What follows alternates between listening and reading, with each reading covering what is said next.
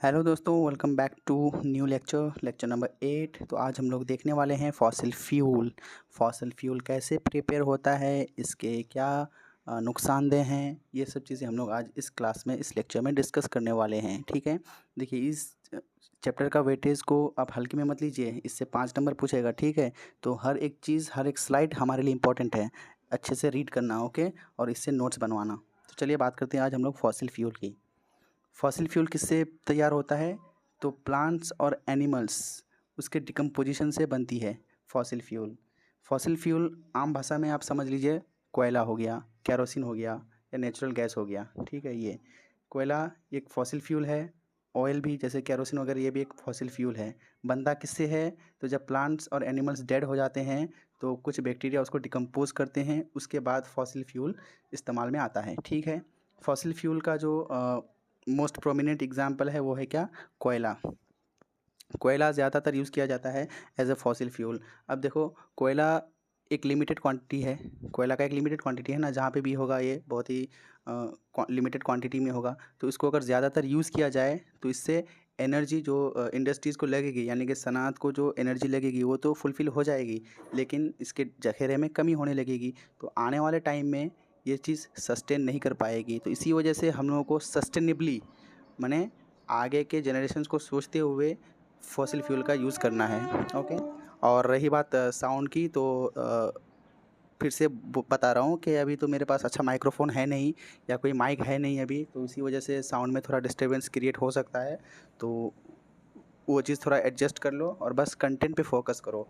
Question यहीं से बनेंगे और यहीं से आएंगे। ठीक है, जो क्वेश्चन अगर नहीं बनेगा तो कमेंट सेक्शन में बता देना कि यहाँ से आपने जो पढ़ा है इस स्लाइड से एक भी क्वेश्चन नहीं पूछा है। ठीक है, आप लोग प्रीवियस ईयर क्वेश्चन जो है चेक कर सकते हैं एक बार कंफर्म करने के लिए। ओके, तो चलिए स्लाइड को one line by line read करते हैं। चलिए, फॉसिल फ्यूल, उसका नंबर 1 स्टेटमेंट क्या है कि ज़्यादातर इंडस्ट्रीज़ में कोयला का इस्तेमाल ज़ोरों से होता है। इससे तवानाई की ज़रूरत तो पूरी हो जाती है, लेकिन कोयले के ज़ख़ीरे में कमी होने लगती है। ठीक, fossil fuel plants and animals के डिकम्पोजिशन से बनती है, जिसका एग्जांपल है क्या? कोयला, ऑयल एंड नेचुरल गैस। एक डायग्राम अटैच किया हुआ है यहाँ पे, इसको एक बार देख लीजिए आप लोग। देखिए, वेट, ये वाला देखो, यहाँ पे ये वाला डायग्राम देखो, एक ये एनिमल है और एक प्लांट है। ठीक है, ये जब डेड हो गया तो इसका डिकम्पोजिशन होगा, इस डिकम्पोजिशन से बनेगा क्या? Fossil fuel. अब ये फॉसिल फ्यूल यूज़ होगा किसमें? इंडस्ट्रीज़ में। ठीक है, इंडस्ट्रीज़ को जिस एनर्जी की ज़रूरत होती है अपनी रोज़मर्रा के कामों में, तो उसको फुलफ़िल करने के लिए हम लोग फॉसिल फ्यूल का यूज़ करते हैं। ठीक है, अब देखो यहाँ तक तो क्लियर हो गया। अब फॉसिल फ्यूल के कुछ लिमिटेशंस हैं, मतलब कुछ कमियां हैं, अब वो भी हमें देखनी है। क्वेश्चन में ये पूछेगा कि फॉसिल फ्यूल के कमियों के बारे में बताओ, या इससे जो नुकसान होने वाली चीज़ें हैं उसके बारे में बताओ, उसको डिस्कस करो। ठीक है, तो चलिए नेक्स्ट स्लाइड में मूव करते हैं हम लोग। नेक्स्ट स्लाइड में क्या है? डिसएडवांटेजेस ऑफ फॉसिल फ्यूल, यानी कि फॉसिल ईंधन की खामियाँ। फर्स्ट स्टेटमेंट है इसका क्या? कि इसके जलने से काफ़ी मिकदार में धुआं निकलती है, यानी कि खारिज होती है, जिससे एयर पॉल्यूशन, यानी कि हवाई आलूदगी होती है। इस धुआं में CO2, sulphur dioxide, nitrogen dioxide होती हैं, जो एसिड रेन की वजह होती है। अब एसिड रेन अगर होगा तो इससे क्या होगा? आपकी मिट्टी भी मुतासिर होगी। जब मिट्टी मुतासिर होगी तो पैदावार भी कम होगा, फसल कम उगेगी। ठीक है, तो ये डिसएडवांटेजेज हैं, इसको भी आपको नोट करना है और अपने नोटबुक में इसको अच्छे से रिवाइज़ करना है। ठीक है, नेक्स्ट है हम लोगों का क्या? बायोमास।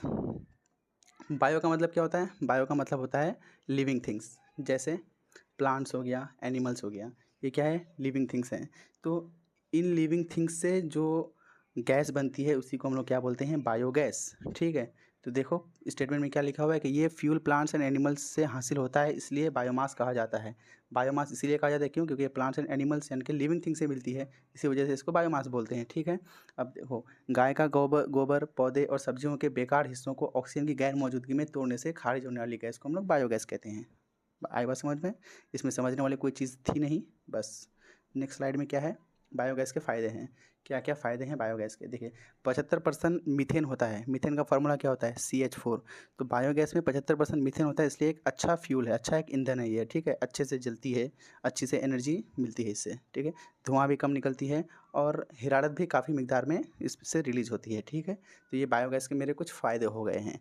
अब ये सारे नोट्स को आपको पढ़ना है, ठीक है, अच्छे से, और इससे आपका फॉसिल फ्यूल ख़त्म। फिर नेक्स्ट 2 लेक्चर बचेगा जिसमें हम लोग इस चैप्टर को पूरा कंप्लीट कर देंगे, ठीक है। तो देखो स्लाइड में मैंने वो चीज़ मेंशन कर दिया है कि क्या 2 more lectures to finish this chapter completely. After that we will move to questions asked in exams from this chapter. और अब आप लोग को बताना होगा कि एनसीईआर के नेक्स्ट चैप्टर हम लोग क्या शुरू करें। जैसे 2-3 कमेंट्स आया था कि इलेक्ट्रिसिटी शुरू करना है, तो वो चीज़ आप लोग एक बार डिसाइड कर लीजिए, फिर कमेंट सेक्शन में बताइए, ठीक, कि नेक्स्ट कौन सा चैप्टर शुरू करेंगे, ठीक है।